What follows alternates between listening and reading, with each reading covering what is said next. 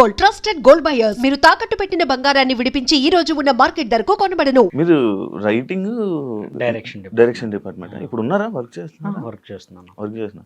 Emmanuel script రాసేది మీరేనా ఏంటి? ఇంతకుముందు ఇద్దరం రాసుకునే వాళ్ళం, బట్ నేను కామెడీ జోనర్ రాయలేను, తక్కువ. ఏమన్నా twist based crime thrillers, murder mysteries, historical, science fictional ఇవి రాయగలను బాగా. సో పటాసు, జబర్దస్త్ వాటికి తమ్ముడుగా తోడుగా స్క్రిప్ట్స్ అందించుకుంటూ వచ్చాను. ఆ తర్వాత నేను డైరెక్షన్ డిపార్ట్మెంట్కి వచ్చేసిన తర్వాత సో నేను డిపార్ట్మెంట్ వెళ్ళిపోతాను, నువ్వు కంటిన్యూ అని చెప్పేసి తమ్ముడిని ముందుకంటే పంపించేసి నేను డైరెక్షన్ డిపార్ట్మెంట్కి వచ్చేసాను. అమ్మోళ్ళు ఏం చేస్తారు? ఫార్మింగ్, మొత్తం పొలం పనికే వెళ్తారు. పొలం పని మొత్తం ఇదేనా? ఎప్పుడు వచ్చేసాడు మనవాడు ఇమాన్యుయల్? డిగ్రీ కంప్లీట్ అయిపోయిన తర్వాత ఒక 1 year జాబ్ చేసాం పిడుగురాళ్ళలో స్కాలర్స్ స్కూల్లో.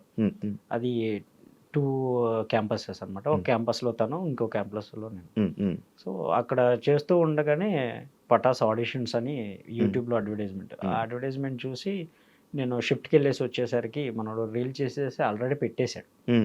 పెట్టేసి ఆ తర్వాత చెప్పాడు ఆ 2-3 daysకి మళ్ళీ రిటర్న్ కాల్ వచ్చిందంట, ఇలా హైదరాబాద్ నుండి కాల్ వచ్చింది, వెళ్తాను అని. హైదరాబాద్ బస్సు కూడా తెలియదు మాకు, ఎలా ఎక్కాలో ఎక్కడ ఆగుతాయో కూడా తెలియదు అసలు. పల్లెటూరు లేదంటే గుంటూరు, నర్సరావుపేట వెళ్ళటమే కాలేజెస్కి అంతంత మాత్రం.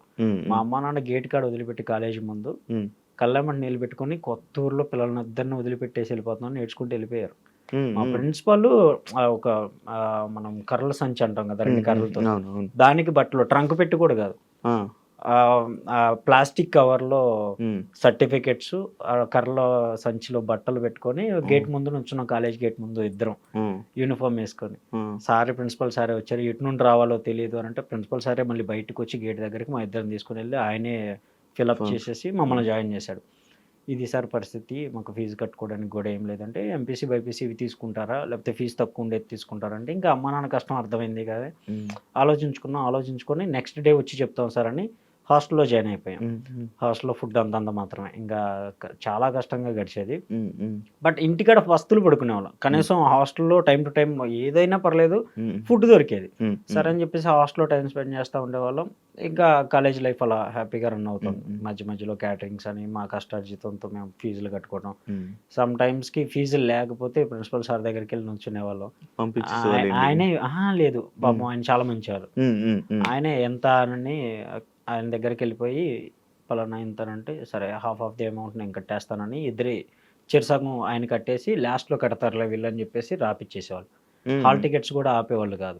ఆ సారు ఒక 1 month 2 months హెల్త్ ఇష్యూ అవటం వల్ల మధ్యలో వేరే హెచ్ఓడి సార్ చార్జ్ తీసుకున్నారు. అప్పుడు కొంచెం ప్రాబ్లం అయింది. హాల్ టికెట్స్ ఆపటం, ఫీజులు కట్టిన వాళ్ళ లిస్ట్ తీపిచ్చేసి మా ఇద్దరి నుంచి పెట్టడం ఇలా జరిగాయి.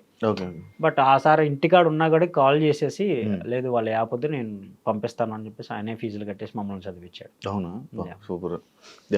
అది ఈ ఇండస్ట్రీకి అని ఎక్స్పెక్ట్ చేశారు అసలు? లేదు అసలు మాకు ఈ జోనరే తెలియదు, అసలు ఇటువైపు వస్తావని ఎక్స్పెక్ట్ కూడా చేయలేదు. మాదంతా చిన్న లోకం బ్రో. అమ్మ నాన్న వెళ్తే పొలం పని లేదా ఏదైనా సరే పనికి వెళ్తాం, సాయంత్రానికి 200 వస్తే 200, 300 వస్తే 300 తీసుకొచ్చి అమ్మ నాన్న చేతిలో పెడతాం, లేదా చదువుకోవటం. ఇంతకు మించి తెలియదు. డిగ్రీ అయిపోయిన తర్వాత ఈ సర్టిఫికెట్స్తో ఏం చేయాలనేది కూడా మాకు తెలియదు. మేము చేసింది BCA, bachelor computer applications.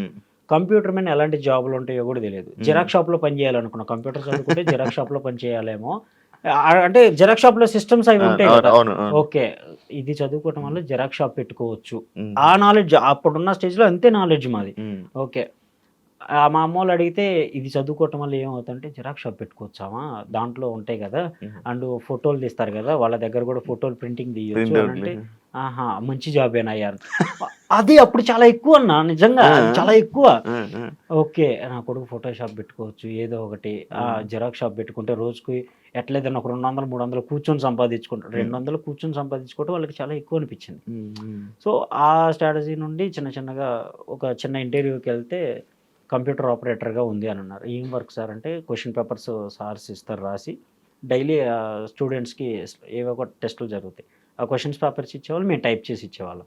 Night అంతా కూర్చొని అందరు సార్స్ అందరూ వెళ్ళిపోయిన తర్వాత టెస్టింగ్ ఉంటుంది, టైపింగ్ టెస్టింగ్ ఉంటుంది. ఆ యాప్ ఇన్స్టాల్ చేసుకొని దాంట్లో పోటీపడి టైప్ చేసుకునే వాళ్ళం. మాకు టైపింగ్ రాదు, బట్ చేసింది అదే కాబట్టి ఓకే ఇంటర్వ్యూలో సెలెక్ట్ అయ్యాను. ఈ జాబ్ పోగొట్టుకోకూడదని వాళ్ళందరూ వెళ్ళిపోయిన తర్వాత సిస్టమ్స్ లాగిన్ అయిపోయి టైపింగ్ నేర్చుకున్నాం. 1 వీక్లో ఫుల్ ఆఫ్ స్పీడ్ టైపింగ్ నేర్చుకున్నాం. తెలుగు టైపింగ్ కావాలన్నారు, హిందీ కావాలన్నారు, అన్ని లాంగ్వేజ్ యూట్యూబ్లో చూసే నేర్చుకున్నాం. కాలేజీలో నేర్పించింది ఏం లేదు. కాలేజీలో సర్టిఫికేట్స్ ఇచ్చేసి ప్రశాంతంగా మీరు బయటికి పోండి రా అని అన్నారు. అంతే. అంటే మేము వెళ్ళలేదు. అవును, అవును. మాకున్న సిచ్యువేషన్లకి బయట పనులకు వెళ్ళిపోయి అవును, నైట్ టైం వచ్చి చదువుకోవడం అంతంత మాత్రం. సో యూట్యూబ్లో చూసి మిగతావన్నీ గ్రాప్ చేసుకొని అక్కడ బాగా సర్వే అవుతున్న టైంలో ఈ ఆఫర్ వచ్చింది. ఓకే. సో తమ్ముడు వెళ్ళిపోతాను అన్నప్పుడు ఇంకా నేను ఒక్కడనే అయిపోయా. వాడిని వదిలిపెట్టి అసలు 1 డే కూడా ఉండేవాడిని కాదు. ఆఫ్టర్నూన్ 3 కిలోమీటర్స్ నేను నడిచి వెళ్ళాలి. 3-4-5 కిలోమీటర్స్ ఈజీగా ఉంటుంది మా క్యాంపస్కి ఆ క్యాంపస్కి. 30 రూపాయలు ఛార్జ్. ఆ 30 రూపాయలు ఉంటే ఏదో ఒకటి ఖర్చులకు ఉంటే సబ్బులకో షాంపూలకో ఉంటాయి అని చెప్పేసి ఇయర్ ఫోన్స్ పెట్టుకొని నడుచుకుంటూ వెళ్ళిపోయేవాడిని. మధ్యలో ఎప్పుడైనా గుర్తొస్తే క్యాంపస్కి సంబంధించిన ఫోన్ నుండి వీడికి ఫోన్ చేసి వాడి దగ్గర ఉంచేవాడిని మొబైల్. ఇద్దరు కలిపి ఇండస్ట్రీకి వచ్చి జబర్దస్త్లో ఫేమ్ అయిన తర్వాత 2 మొబైల్స్ కొన్నాం. అప్పుడు దాకా కూడా సింగిల్ మొబైలే. ఇద్దరం ఒకటే మొబైల్. నా ఫ్రెండ్స్ ఫోన్ చేసినా అరే మీ వాడు ఫోన్ చేశాడు అని నేను మళ్ళీ వాడి దగ్గరికి వెళ్ళినప్పుడు ఫోన్ మాట్లాడటమే తప్ప ఏముండేది కదా. నా పక్కన ఉన్న ఫ్రెండ్స్కి ఫోన్స్ ఉండేవి. వాడి దగ్గర ఫోన్ పెట్టి వాడు ఎప్పుడైనా చేయాలనుకుంటే వీళ్ళకి ఫోన్ చేసేవాడు, వీళ్ళు నాకు ఇచ్చేవాళ్ళు.